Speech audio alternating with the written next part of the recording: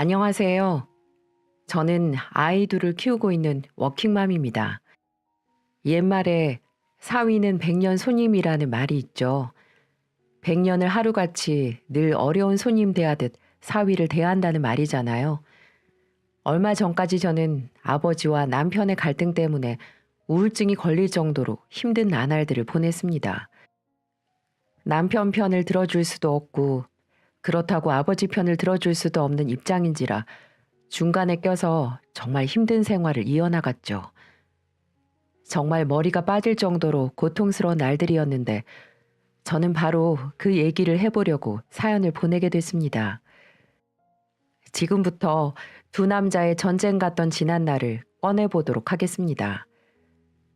지금의 남편과는 대학교에서 대학 선후배 사이로 만났다 연애를 한 케이스였어요. 남편의 꿈은 경찰 공무원이 되는 게 꿈이었는데 졸업을 하고서도 틈틈이 학원을 다니며 시험을 준비해 합격하기만을 간절히 바래왔습니다. 남편은 집안 사정이 너무 안 좋았기 때문에 대학교 등록금도 학자금 대출, 각종 알바를 뛰어야만 겨우 마련할 정도로 경제적으로 어려웠습니다.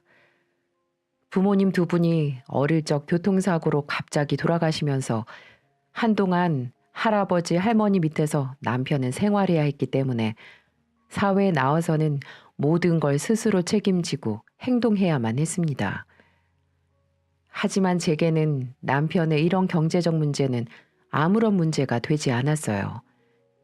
왜냐면 제가 그동안 지켜본 남편은 인정 많고 따뜻한 사람이었거든요.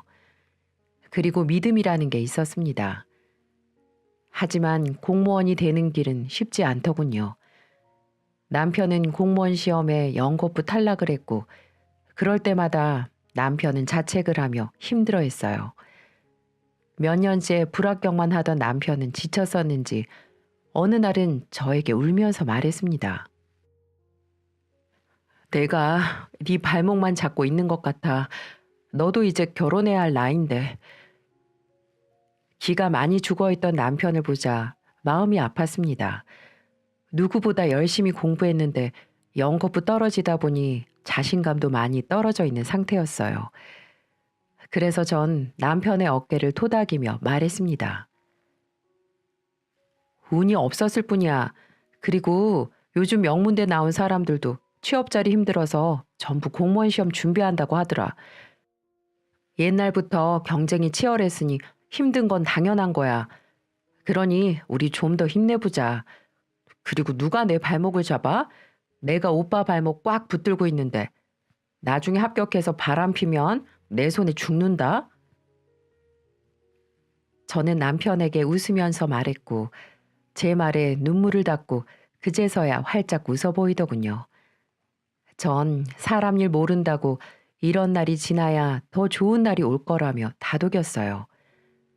하지만 남편은 합격할 기미가 보이지 않았고 매번 근소한 점수차로 불합격이라는 결과를 받아야만 했죠. 그래도 지친 내색 한 번 없이 흐트러짐 없이 묵묵히 해야 할 일을 하고 있었습니다. 그런 시간들이 어느덧 5년 차에 접어들게 됐어요. 속절없이 시간만 흐르니 부모님도 하나뿐인 딸 걱정에 잔소리가 늘어만 갔습니다. 특히 어머니와는 달리 아버지는 적대적이기만 했어요. 같이 저녁을 먹던 날이었는데 그날도 아버지의 잔소리는 식탁 위에 함께 올랐죠. 걔는 아직도 시험 공부하고 있어? 그 정도 했으면 적고 다른 거 해야지. 나이는 먹어가는데 언제까지 공부만 해. 사내 놈이 돼가지고 결단력도 없고 애 앞에서 못하는 말이 없어. 당신은 처음부터 구두 만드는 장인이었나? 다 때가 있는 법이야. 사실 저희 아버지도 남편처럼 어린 시절에 부모님이 모두 돌아가셨고 천의 고아로 자라셨어요. 그래서 어려웠던 시절 바닥부터 시작하셨고 힘든 시간 끝에 지금은 구두 수제화 장인이 되셨죠. 그런 아버지의 손은 세월의 흔적을 고스란히 보여주듯 거칠고 투박한 손이었습니다. 어머니도 아버지와 신혼 초 고생했던 기억이 있어서인지 걱정을 하시긴 했지만 그래도 마음만 먹으면 다 사라진다며 응원해 주셨어요. 그와 반대로 아버지는 힘들었던 기억 때문인지 자신과 비슷해 보이는 남편이 싫으셨던 거였죠. 아버지 마음도 이해가 갔지만 그날은 속도 너무 안 좋았고 괜히 예민해져서 아버지에게 한마디를 했습니다. 아버지 타바가 안 됐게 꼭 경찰 사위 데려올게요. 걱정 마세요. 속상한 마음에 괜히 아버지에게 투덜거리다 방으로 들어갔어요. 이상하게 그날따라 소화가 안 되고 몸이 힘들었죠. 혹시나 해서 달력을 보니 생리 주기가 안 맞는 걸 알게 됐고 다음날 혼자 병원을 가봤더니 임신이었어요. 저는 놀라기도 했지만 기쁘기도 했어요. 이 소식을 어떻게 말해야 하나 혼자 며칠을 고민했던 것 같습니다. 그 당시에 저는 내심 결혼을 하고 싶었고 합격하면 결혼하고 싶어 하는 남편의 뜻도 존중해주고 싶었죠. 하지만 제 비밀은 그리 오래가지 못했습니다. 어느 날 남편과 밥을 먹던 저는 입덧을 하는 바람에 들키고 말았죠. 남편의 얼굴은 복잡해 보였지만 금세 저에게 무슨 일이 있어도 지켜주겠다며 말했습니다. 너무 오래 기다리게 해서 미안해. 이렇게 못난 놈이라도 괜찮겠어? 내가 너한테 잘해주겠다는 말밖에 해줄 수 있는 말이 없어. 그 말이면 충분해. 우리 지금 이 마음 변치 말고 꼭 보란 듯이 행복하게 잘 살자. 남편 덕분에 힘든 사회생활을 버틸 수 있었고 저는 어느덧 제법 연차가 쌓여서 안정적으로 다니고 있었죠. 육아휴직도 쓸 수 있어서 다행이다 싶었습니다. 그리고 늘 근소한 점수차로 불합격을 하던 남편도 아이를 생각해서라도 더 노력하겠다며 다짐했어요. 꼭 육아휴직이 끝나기 전에 합격하겠다며 호언장담을 했죠. 하지만 이런 저희의 다짐과 달리 저희 아버지는 냉담하기만 했습니다. 저희 부모님께 처음으로 결혼 허락을 받으러 갔던 날 아버지의 표정은 싸늘했죠. 남편이 도착했을 때 어머니는 반갑게 맞이해 주셨어요. 어서 와요. 우리 딸이 하도 꽁꽁 숨겨두는 이유가 있었네. 인물이 아주 훤하네. 감사합니다, 장모님. 남편은 넉살 좋게 인사를 드렸고 어머니는 남편의 말에 기분 좋게 웃으셨죠. 하지만 어머니와 달리 뒤에서 지켜보던 아버지는 날카롭게 말했습니다. 장모는 누가 장모야? 호칭 똑바로 하게. 자네 사위로 받아들인 거 아직 아니니까. 아버지의 말에 분위기는 얼어붙었고 가시돋친 말만 남기고 혼자 거실로 가셨어요. 어머니는 남편에게 대신 사과를 했고 들어가자며 거실로 갔습니다. 하지만 아버지는 시작에 불과했어요. 거실로 가보니 음식 하나 없었고 커피만 있었죠.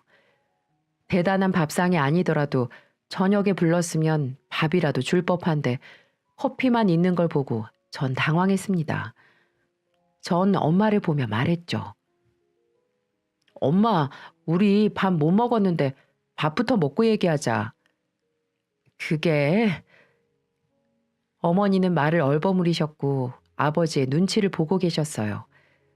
그때 아버지는 저보고 들으라는 식으로 말했습니다.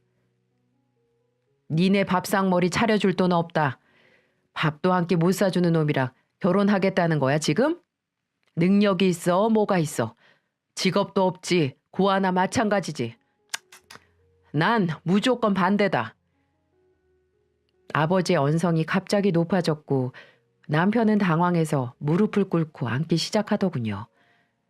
저는 예상 못한 상황에 아버지께 말했습니다. 아빠, 아무리 그래도 집에 온 손님인데 이런 식으로 사람을 대접하는 게 어딨어. 너무한 거 아니야? 뭐 대단한 놈 데려온다고 밥상을 차려? 차린 밥상 엎어도 시원찮을 파네. 화를 내더라도 얘기는 들어보고 하내야지. 우리도 계획이 있어. 계획이 있는 놈들이 애부터 만들었어? 너도 문제야. 도대체 어떻게 처신하고 다녔길래 막무가내로 임신부터 하고 와서 집안을 쑥대밭으로 만들어? 저는 아버지의 고함 소리에 놀랐고 어머니도 놀라셨는지 가슴을 쓸어내리시더군요. 저희는 그날 아버지께 앞으로 계획에 대해 말하려고 했는데 화만 내시고 들을 생각을 안 하시니 대화를 할 수가 없었습니다. 아버지는 눈 하나 깜빡 안 하시고 남편을 제대로 지근지근 밟아주기 시작했어요. 난 우리 딸이 미혼모가 되더라도 자넬 사위로 받아들일 수 없네.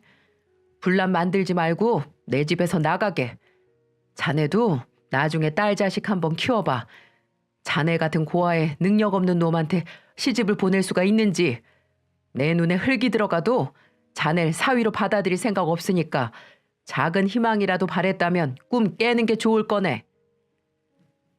남편은 아버지께 지켜봐달라며 애원했지만 아버지는 완강하셨고 더는 지켜볼 수 없어서 남편을 데리고 집을 나올 수밖에 없었습니다.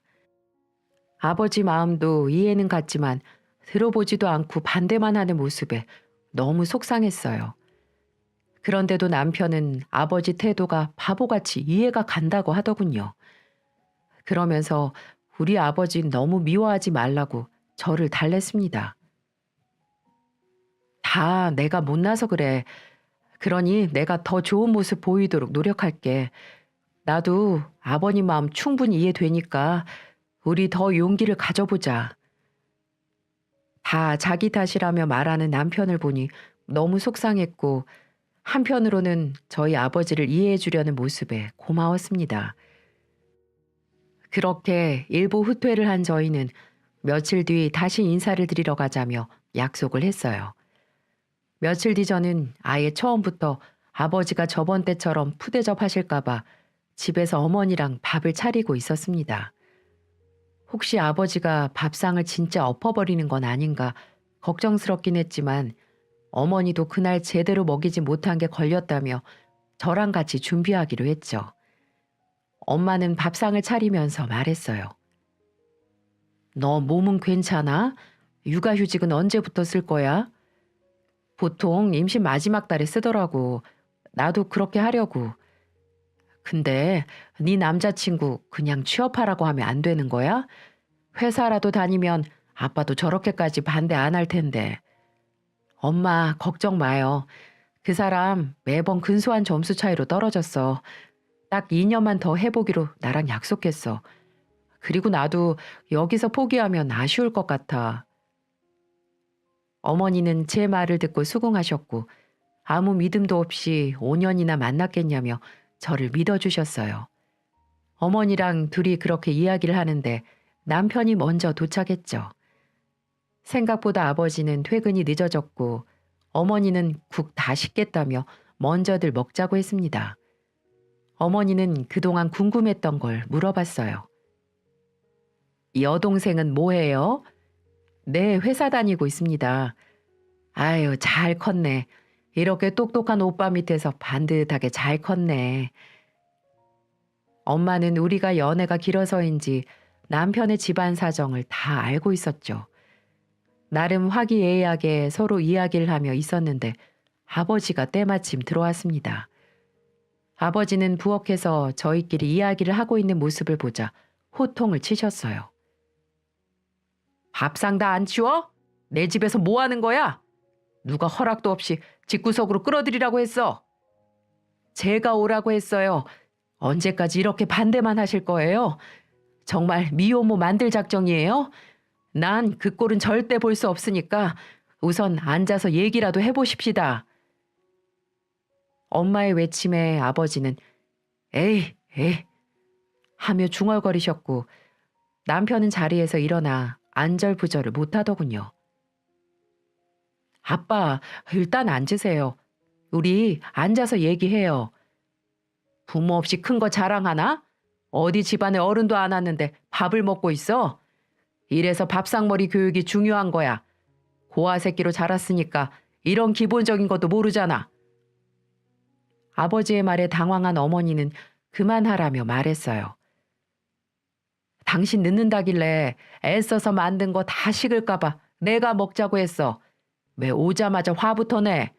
일단 앉아요. 어머니는 아버지를 말리셨고 저보고 남편과 거실에 가 있으라며 내보내셨습니다.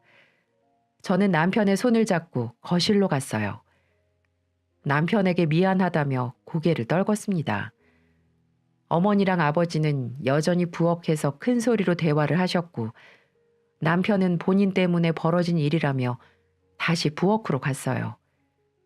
남편이 부엌으로 가서 아버지께 죄송하다며 말을 하자 아버지는 남편에게 더 모진 말을 내뱉었습니다. 어디 백수 거지 새끼가 내 집까지 와서 밥을 먹질 않나? 이제는 내 딸까지 넘봐? 돈 없고 가진 것도 없으면서 양심도 없어. 아버지의 모진 말에도 남편은 고개를 숙이고 죄송하다고 했지만 아버지는 멈출 생각이 없어 보였습니다. 쌀값도 못 버는 백수가 집 구할 돈은 있어? 지금 죄송하다고 하면 쌀은 저절로 생기는 문제냐고. 제가 꼭 집 마련하겠습니다. 아버님 심정 다 이해합니다. 저한테 화내세요. 어디서 잘났다고 입을 놀려? 너 그럼 네가 집 마련하겠다고 했으니까 한 달 안에 5억 만들어 와. 그러면 내가 허락할게. 아버지의 말에 정말 기가 막혔습니다. 사정 뻔히 알면서 저런 말을 하는 건 절대 허락 안 하겠다는 말 아닌가요? 저도 물론 아버지 마음 다 이해하죠. 딸이 좀 더 좋은 조건의 남자를 만났으면 하는 심정이야 어머니와 같았지만 이건 아버지가 선을 넘었다고 생각했습니다. 그때였어요. 남편이 아버지 앞에서 무릎을 꿇었고 간절한 목소리로 말했죠. 아버님께서 이러시는 거 다 이해합니다. 하지만 저 남편으로서 아버지로서 반드시 꼭 책임지겠습니다. 한 번만 믿어주세요. 말로는 뭔들 못해. 당장 네가 내 딸을 위해서 뭘 할 수 있어? 막노동이라도 할 수 있나? 네, 저 막노동이 아니라 뭐라도 할 수 있습니다. 그래, 그럼 내일부터 당장 나가. 내 친구 중에 인력사무소 하는 놈이 있어. 새벽 5시에 여기 명함에 적힌 주소로 출근해. 아버지는 막노동을 하라며 명함을 하나 남편 앞에 던졌습니다. 남편은 아버지가 던진 명함을 집어들었어요. 그러자 아버지는 뒤이어 말했죠. 거기서 어떻게 일하나 내가 두 눈 뜨고 지켜볼 거야. 하는 거 봐서 허락할 거니까 네가 어디까지 책임질 수 있나 행동으로 보여봐 한번. 남편은 아버지께 알겠다고 했고 저는 기가 막혔어요. 하지만 여기서 제가 나서면 상황만 악화될 것 같아서 말을 아꼈습니다. 너무 속상했는데 한 번도 몸 쓰는 일을 안 해본 남편이 걱정됐죠. 마음 같아선 아버지의 말에 나도 같이 막노동하러 가겠다며 큰 소리를 치고 싶었어요. 아버지의 말에 남편은 열심히 해서 꼭 보여드리겠다며 대답했습니다. 공부하기도 바쁜 사람을 막노동 현장으로 보내는 아버지의 모습이 저를 과연 위하는 게 맞나 의심까지 들었어요. 남편은 일하러 가겠다며 약속을 하고 집을 나서더군요. 전 여전히 화가 난 아버지를 향해 말했습니다. 아빠, 사실은 내 걱정하는 게 아니고 잘난 사위 보고 싶어서 그러는 거지? 안 그러고서야 어떻게 그렇게 모질게 말할 수 있어요? 결국 분에 이기지 못한 저는 아버지의 가슴에 대못을 박았습니다. 지금 생각해보면 아버지의 뜻도 몰랐던 것 같아 참 죄송스러울 뿐이었습니다. 제 말에 어머니는 넌 무슨 말을 그렇게 하냐며 소리치셨지만 아버지는 아무런 말도 안 하셨어요. 가만히 서 계시다가 방으로 조용히 들어가셨죠. 태어나서 처음으로 아버지가 원망스러웠어요. 저는 방으로 들어가서 남편에게 전화를 걸었습니다. 오빠, 내가 사과할게. 미안해. 내일 가지 마. 오빠가 해본 적도 없는 일을 어떻게 해. 아니야.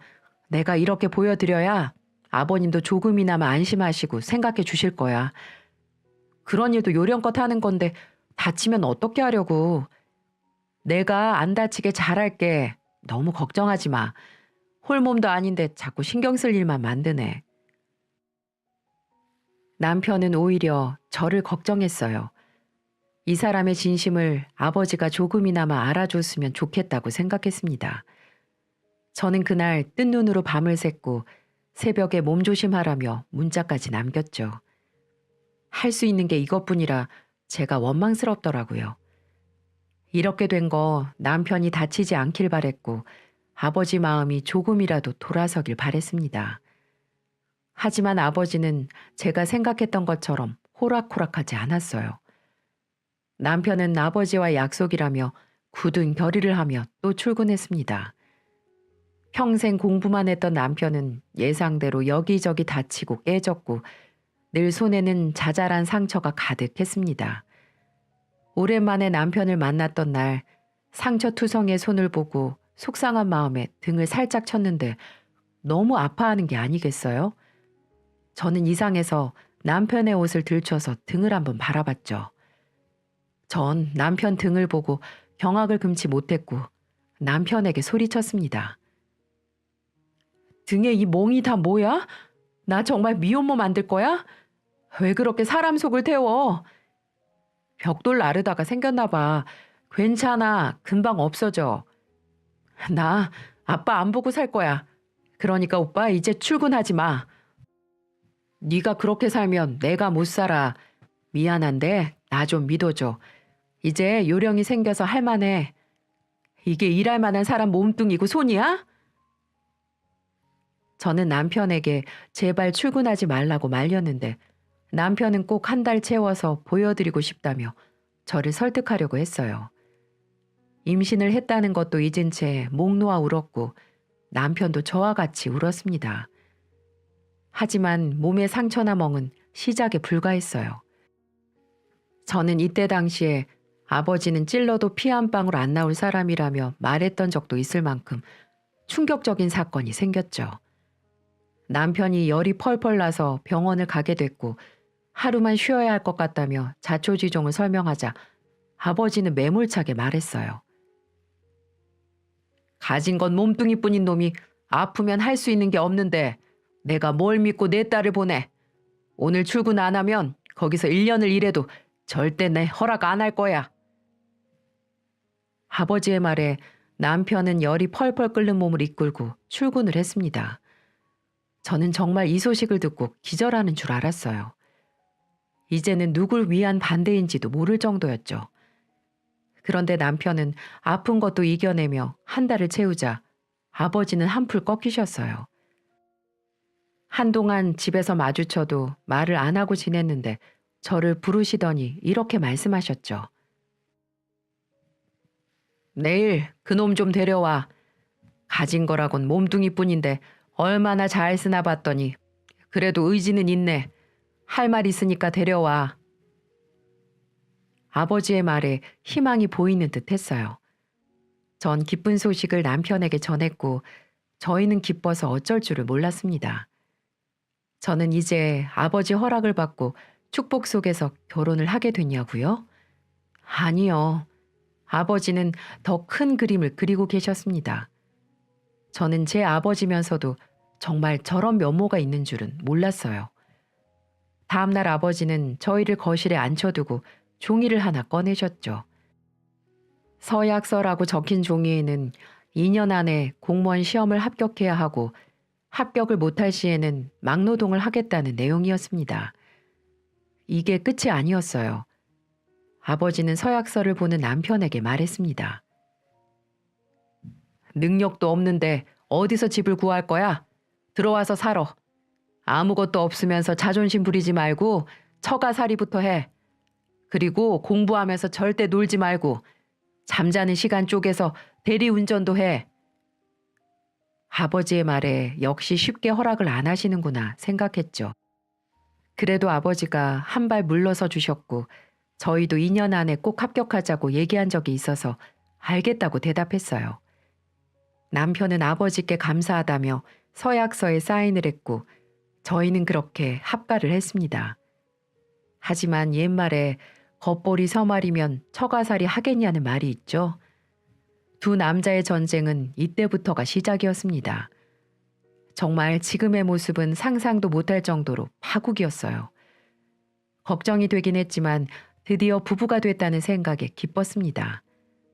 다음 날 짐을 저희 집으로 옮기면서 말했죠. 내가 당신 내조 열심히 해서 꼭 2년 안에 합격할 수 있게 해줄게. 무슨 소리야. 내가 열심히 해야지. 고생 많았어. 그렇게 저희 부부는 행복할 줄만 알았어요. 잠시나마 미래도 그려보면서 남편과 행복한 상상도 했습니다. 하지만 이 단꿈은 그리 오래가지 못했어요. 역시나 산통을 깨는 건 아버지였죠. 어머니는 이제 우리 사위라고 더 잘 챙겨주셨고 공부하면서 일도 하느라 피곤할 거라며 고봉밥을 챙겨주곤 하셨어요. 하지만 아버지는 사위가 아니라 가정부라도 드린 듯이 행동하셨죠. 어느 날부터 남편은 아침에 일찍 일어나서 밥을 차리거나 청소를 하고 있었어요. 저는 좀 더 잘하고 했지만 남편은 한사코 거절하며 새벽부터 집안 청소를 했죠.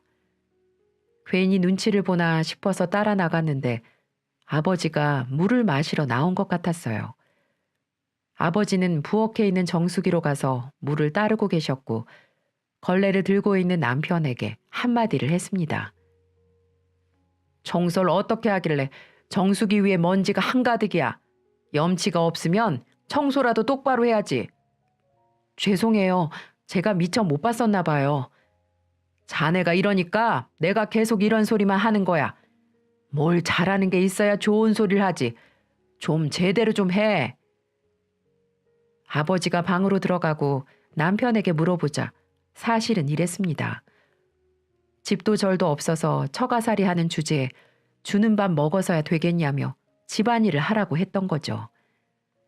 더 이상 아버지가 어디까지 하려나 저는 감도 안 왔습니다. 이게 끝이 아니었어요. 아버지의 수위는 점점 더 높아졌고 전 스트레스로 병원도 다녀올 정도였죠. 주택에 살던 저희 집은 마당에 큰 리트리버가 2마리가 있었어요. 워낙 큰 대형견이 2마리나 있다 보니까 손이 꽤 많이 갔죠. 그런데 이 개들 때문에 또 한 번 사단이 나고야 말았습니다. 마당에서 한참을 분주히 움직이던 아버지는 제 남편이 대리운전을 마치고 들어오는 모습을 보고는 불러 세우더군요. 그리고는 개 밥그릇을 남편에게 던지는 게 보였습니다. 저는 창문으로 보다가 놀라서 나갔죠. 아버지가 화낸 이유는 밥그릇이 비어있다는 거였습니다. 이제 막 일 마치고 들어온 사람한테 할 소린가요? 기가 막혀서 한마디 하려는데 남편이 눈짓으로 그러지 말라며 제지했고 아버지는 기다렸다는 듯 남편을 향해 소리쳤습니다. 이래서 머리 검은 짐승 거두는 거 아니라더니 얘네 밥은 안 챙기고 너만 처먹고 다녔어? 제가 오늘 도서관에 있다가 저녁 콜이 바로 와서 대리운전을 하러 갔더니 미처 신경 못 썼나 봐요. 밥값도 못하는 주제에 이런 작은 일도 못하는데 진짜 그 시험은 제대로 붙을 수나 있는 거야? 어차피 안 될 것 같으면 진작에 공사판으로 가. 전 더 이상 아버지의 말을 들을 수가 없어서 한마디를 해야만 했어요. 아빠, 이 사람 사위예요. 그리고 제 아이 아빠이기도 하고요. 이러실 거면 왜 들어오라고 하신 거예요? 이해 좀 해주시면 안 되는 거예요? 이만큼 이해해줬으면 눈으로 보여지는 성과가 있어야지. 제대로 하는 게 하나도 없으니까 이러잖아. 전 할 말이 많았지만 남편이 제지해서 집으로 들어갔습니다. 남편은 돌아서면서도 아버지께 사과를 했고 저는 너무 속상했습니다. 이러려고 들어온 게 아닌데 잘 지낼 거라 생각했고 아버지도 받아들였다고 믿었는데 아니었죠. 그 외에 일상 속에서 아버지는 남편을 대놓고 무시했지만 가장 결정적인 사건은 어머니 생일에 벌어졌습니다. 저는 회사를 조퇴하고 집으로 와서 생일상을 차렸어요. 저는 남편에게 전화해서 오는 길에 어머니가 좋아하는 꽃을 알려주며 사오라고 했죠. 남편이 어머니에게라도 점수 딸 수 있는 기회를 줬다고 생각했는데 아버지는 제 마음을 처참하게 짓밟으셨어요. 오랜만에 다 같이 모였고 남편은 꽃 한 다발을 들고 들어왔죠. 저는 일부러 너무 예쁘다며 큰 소리로 말했습니다. 어머니도 너무 좋아하는 꽃이라고 말했는데 아버지가 숟가락을 들다 말고 밥맛 떨어진다며 식탁에 소리가 나게 내려두셨어요. 그리고는 조금의 망설임도 없이 남편 앞으로 가서 들고 있던 꽃을 바닥으로 내동댕이 치며 대뜸 화를 내셨습니다. 식당 예약해서 대접할 돈도 없어? 홀몸도 아닌 애가 밥상까지 차려야 하냐고. 저는 당황해서 제가 하겠다고 한 거라고 말했지만 아버지는 더 질책하셨어요. 애초에 제가 하는 말은 들리지도 않는 것 같았습니다. 내가 자네 내 집에 들이고서 내 딸한테 제일 많이 듣는 게 다 자기 때문이래. 얼마나 못난 놈이면 아내를 방패 삼고 살아? 죄송합니다. 제가 미처 깊게 생각을 못했어요. 그래서 자네가 안 되는 거야. 능력 없고 돈이 없으면 생각이라도 있어야 하는데 대체 할 줄 아는 게 뭐야? 먹고 쌀 줄만 알았지. 대체 뭐 하는 놈이야? 전 아버지의 말에 그만하시라며 소리쳤어요. 아빠, 그만하세요. 화가 나는 게 있으면 저한테 말하세요. 왜 항상 이렇게 밑도 끝도 없이 화를 내세요? 이거 봐, 이거 봐. 남편 놈이 능력이 없으니까 이러지. 자넨 이래서 안 되는 거야. 제 말은 오히려 역효과를 불렀고 아버지는 화를 내다 방으로 가셨어요. 어쩜 방으로 가면서도 꽃을 짓밟고 가셨습니다. 전 너무 힘이 들어서 의자에 주저앉았고 어머니는 괜찮냐며 물었어요. 결국 전 그날 병원에서 검진을 받았고 남편을 더 초라하게 만드는 것 같아서 미안했습니다. 이 난리 속에서도 저의 출산일은 다가왔고 전 출산을 하고 육아휴직을 쓰게 됐죠. 근데 이쯤 들으시면 이렇게까지 싫어할 거면 왜 허락은 했고 집으로 들이셨나 싶으시죠? 하지만 아버지는 남편에게 냉랭하면서도 시댁일에는 앞장서서 나섰어요. 특히 시부모님들 기일이 되면 아버지가 아끼는 제네시스 차까지 빌려주며 꼭 다녀오라고 보냈죠. 그리고 제사 음식 넉넉하게 챙기라며 카드까지 주셨고요. 이러다 보니 도통 그 속을 알 수가 없었습니다. 더 기가 막혔던 건 하나뿐인 시누이가 결혼한다며 분주할 때였죠. 저를 부르시더니 시누이 결혼식이 언제냐며 물어보시는 거예요. 그래서 전 의심의 눈초리로 말했습니다. 왜요? 거기 가서도 엎어놓으시고 막말하고 오시게요? 너는 애엄마가 말을 해뒀고 하나밖에 없는 사돈 처녀가 시집 가는데 그냥 보낼 거야? 네 얼굴에만 먹칠하는 게 아니고 내 얼굴에도 먹칠하는 거라 챙기는 거다. 그러면서 아버지는 시누이 결혼식에 축의금을 200만 원이나 내셨어요. 이게 끝이 아니었죠. 아무래도 결혼식장 손님이 적을 수밖에 없는 시누이를 위해서 아버지가 인맥을 총동원하신 거예요. 누군지도 모르겠는 아버지 친구들부터 정말 팔촌까지 다 온 것 같았죠. 그래서 왜 이렇게까지 하시냐고 했더니 한다는 말이 이런 걸로 기죽으면 평생 책 잡혀 사는 거야. 하나뿐인 사돈 기죽으면 안 되지. 하나뿐인 사돈 기죽으면 안 된다고 아는 사람을 총동원했다니 어이없지 않나요? 딸은 그럼 어떻게 살아도 상관없어서 그렇게 했나 싶고 도무지 속을 알 수가 없었어요.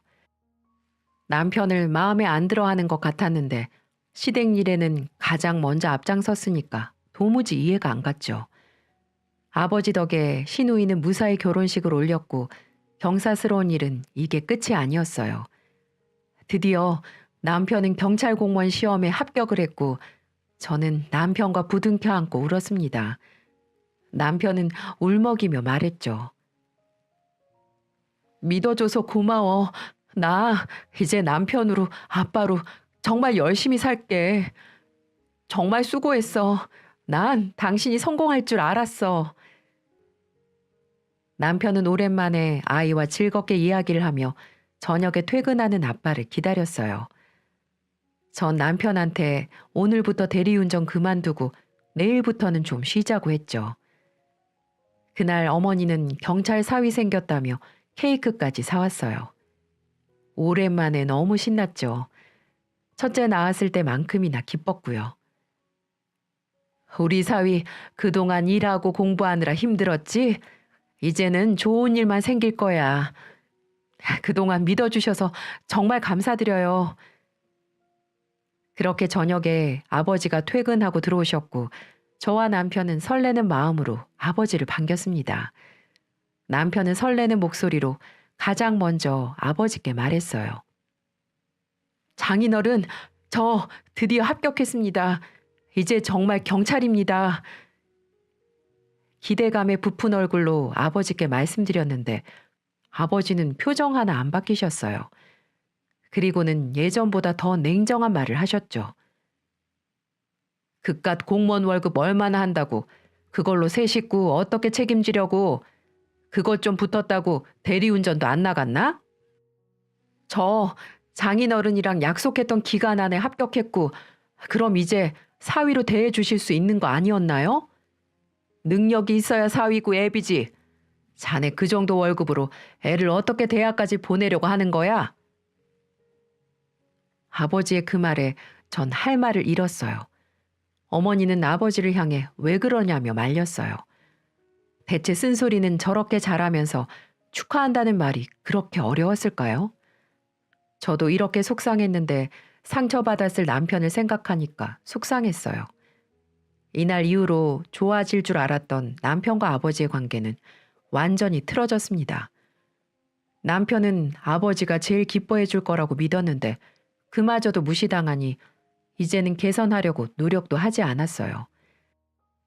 점점 둘 사이는 멀어져 갔고 한 지붕 아래서 같이 사는 5년 동안 남편은 더 멀어져만 갔습니다. 그 사이 저희에겐 둘째가 생겼고 네 식구가 살기에는 집이 좁아서 분가를 했죠. 5년 만에 드디어 분가를 했고 이제 좀 제자리를 찾은 기분이었습니다.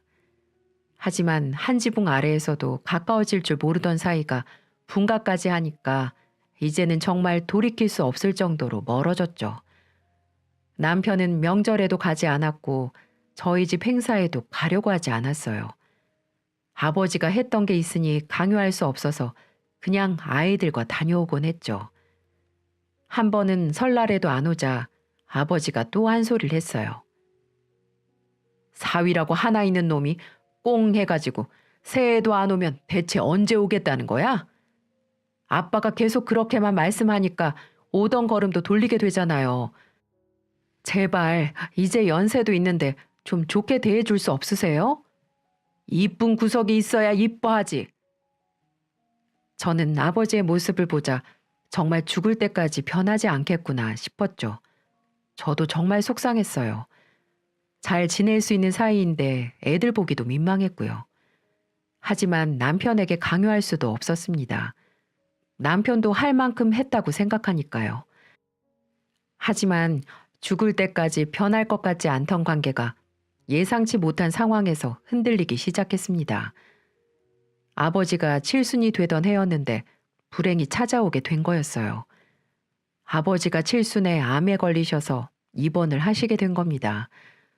저는 놀란 마음에 어쩔 줄을 몰랐는데 남편이 그 소식을 듣고 먼저 아버지가 있는 병원으로 가자는 게 아니겠어요? 몇 년 만이었어요. 아버지와 대면을 하는 시간이 말이죠. 저는 속절없이 눈물만 흘리며 병원으로 갔습니다. 병원에 도착하자 어머니는 저희를 보고 인사했어요. 아이고, 이 밤에 뭐하러 왔어? 아침에 해 뜨면 오지. 아빠 암이라는 게 사실이야? 그렇게 건강했던 사람이 왜 암에 갑자기 걸리는 건데? 요즘 암은 옛날과 달라서 치료만 잘 받으면 괜찮다. 그러니 유난 떨지 마라. 치료하면 괜찮다고 했어. 너무 걱정 말고 둘이 들어가서 아버지 손이라도 잡아드려.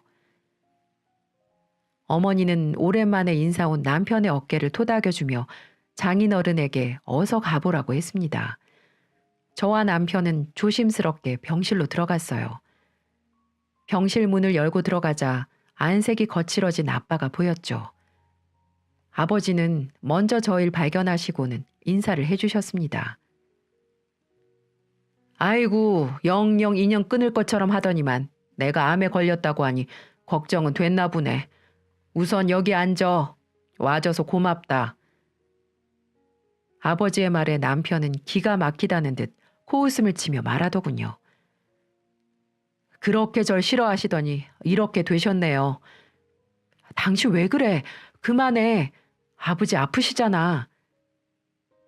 저는 남편을 말렸지만 남편은 할 말이 많아 보였죠. 그래도 아픈 아버지한테 그러지 말라고 했지만 남편은 속상한 건지 원망스러운지 모를 말을 했어요. 저 사실 속이 다 시원해요. 저는 그동안 속이 썩어서 문드러지고 있었어요. 이건요, 치료도 못해요. 저한테 어떻게 하셨는지 똑똑히 기억하고 있다고요. 아버지는 남편의 말을 가만히 듣고 계시다 말없이 눈물을 흘리셨습니다. 남편은 멈출 생각이 없는지 계속해서 말을 쏟아냈습니다. 저한테 가진 거라곤 몸뚱이 뿐이라고 하셨죠? 아버님은 이제 그 몸뚱이 그대로 썩어 없어질 일만 남으셨네요. 여보, 제발 그만해. 우리 아빠 환자잖아. 당신 마음 내가 다 알아. 나한테. 남편을 말리는 저에게 아버지는 그냥 두라고 하셨습니다. 저는 예상치 못한 상황에 아버지에게도 화가 났어요. 왜 그동안 남편에게 모질만만 해서 말년에 이렇게 지내나 원망도 들었습니다. 아버지가 절 말리자 남편은 다시 기세등등하며 말하기 시작하더군요. 장인어른 이제 아무것도 못하잖아요. 구두 장인이 몸이 건강할 때나 장인이지 지금 몸을 뭘 할 수 있으시겠어요? 그래도 살겠다고 입원까지 하신 거 보면 살고 싶으신가 본데 2년 안에 다 나을 순 있겠어요? 자네 오늘 시원하게 다 풀고 가게. 가슴에 한이라도 맺혔으면 다 풀고 가. 원망해도 좋고 욕을 해도 좋네. 난 자네가 그렇게 해서 기분이 풀리면 그것으로 좋게. 그동안 몇 년 동안 보지 못해서 보고 싶었네. 자네는 아직도 내 마음을 이해하지 못할 걸세. 아버지 예상치 못한 말에 남편도 당황한 것 같았습니다. 하지만 다시 당당하게 말을 이어나가기 시작했어요. 왜요? 몇 푼 못 버는 사위 빈대처럼 사나 그 꼴이 보고 싶던 거예요? 대체 무슨 꼴이 보고 싶어서 궁금해하셨어요? 우리 사위가 그동안 많이 날 원망했구만.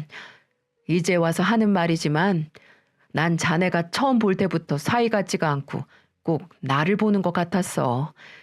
그래서 더 잘해주고 싶었는데 방법을 몰라서 모질게만 했나 봐. 아니요. 장인어른은 단 한 번도 절 사위라고 생각 안 했어요. 아무것도 없는 절 사위로 받아들이기 싫어서 폐악질 부린 거라고요.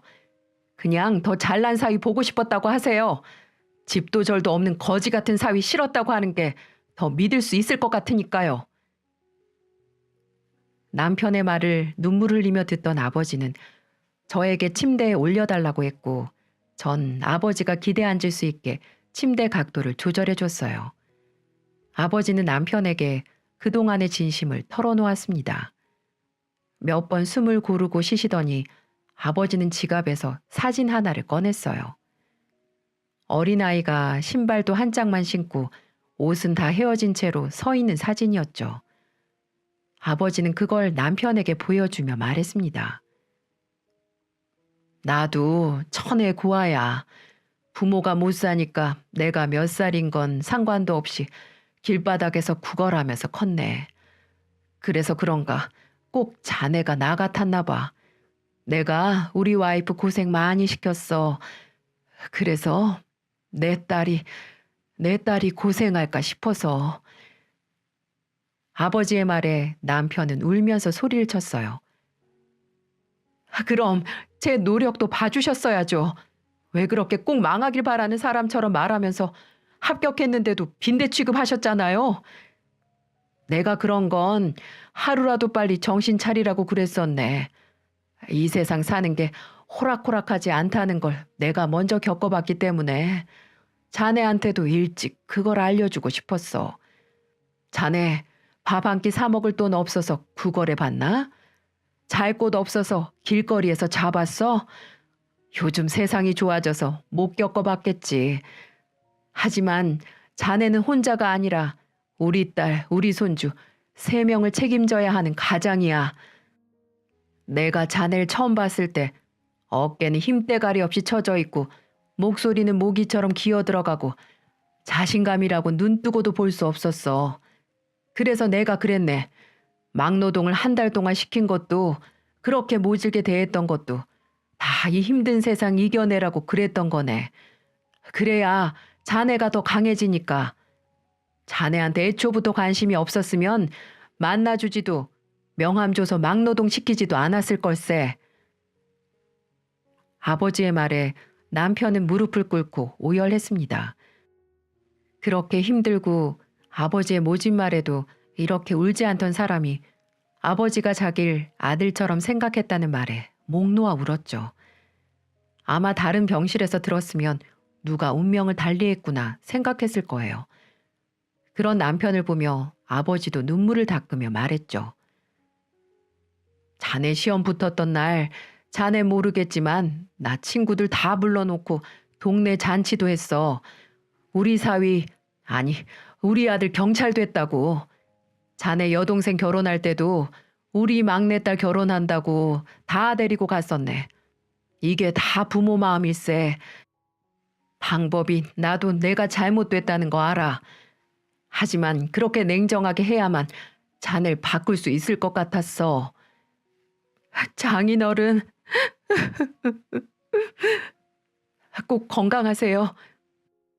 제가 꼭 그동안 아버님께 효도하지 못한 부분 꼭 하게 해주세요.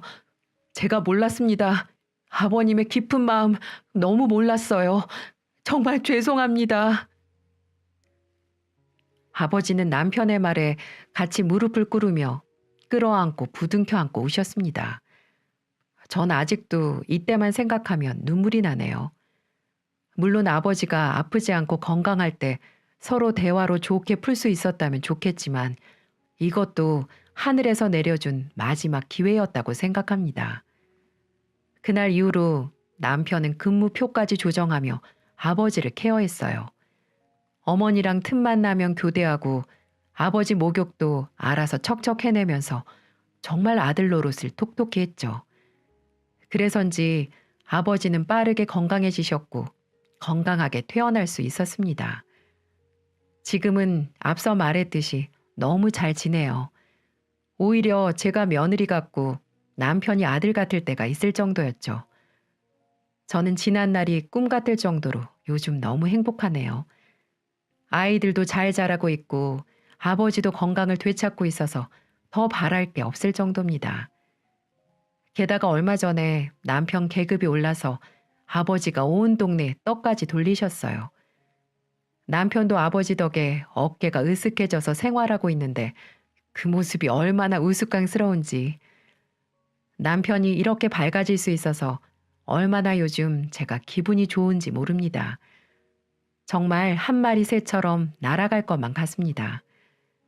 사위 사랑은 장모라는데 저희 집은 아버지가 다 하고 계세요. 사연을 쓰고 있는 중에도 2사람은 낚시를 간다며 분주합니다. 맨날 금방이라도 싸울 것 같이 불안했던 시절이 있었나 싶을 정도입니다. 결혼은 집안 대 집안이 만나는 일이라고 하죠. 조금만 서로 한 발 떨어져서 보면 다 보이는 것들이 있는 것 같아요. 서로를 얼마나 아끼는지 알 수 있는 행동은 보려고 해야만 보일 때가 있습니다. 제 사연 들으신 분들, 가족들에게 혹시 서운한 게 있다면 쌓아두지 말고 대화로 풀어보세요. 그럼 어려웠던 문제도 의외로 간단하게 해결될 때가 있다고 생각합니다. 저희 집처럼 극적인 순간에 아는 것보단 일상 속에서 서로의 소중함을 알아가길 바랄게요. 지금까지 긴 사연 들어주셔서 감사드립니다. 요즘 날씨가 너무 좋아졌는데 가족들과 대화하며 즐거운 시간 많이들 보내세요.